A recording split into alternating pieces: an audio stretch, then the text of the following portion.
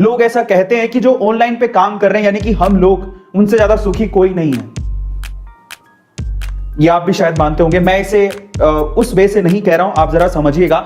हमने 2017 से 2018 आते आते मैंने वो रिस्क उठाया और आज घर पे बैठ के शायद मैं ऑफलाइन में जितना कमाता था उससे कहीं गुना ज्यादा कमा रहा हूं।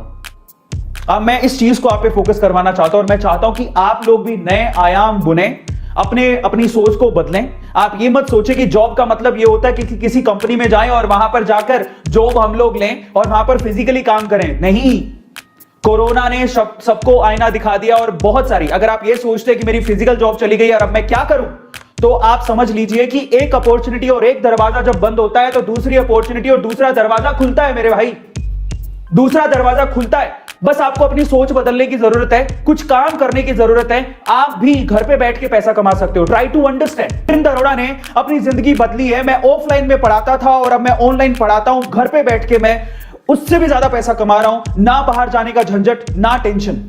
क्या ऐसी जिंदगी आप भी चाहते हैं? मेरे ख्याल से आप चाहते होंगे, क्योंकि कोरोना की जो सिचुएशन है ना, आज मैं आपको बताऊं, सच बता रहा हूं मैं, मेरे एक दोस्त का कॉल आया आज।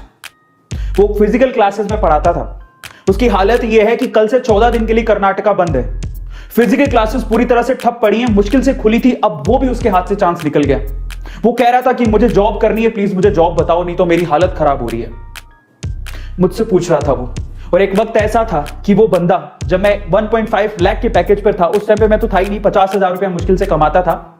लेकिन उस टाइम पे वो बंदा 2.5 लाख रुपए पर महीने कमाता था, मुझसे 3 गुना ज्यादा कमाता था। और आज वो इस सिचुएशन पे पहुंच चुका है कि वो मुझसे पूछ रहा है कि भाई को जॉब बता दो।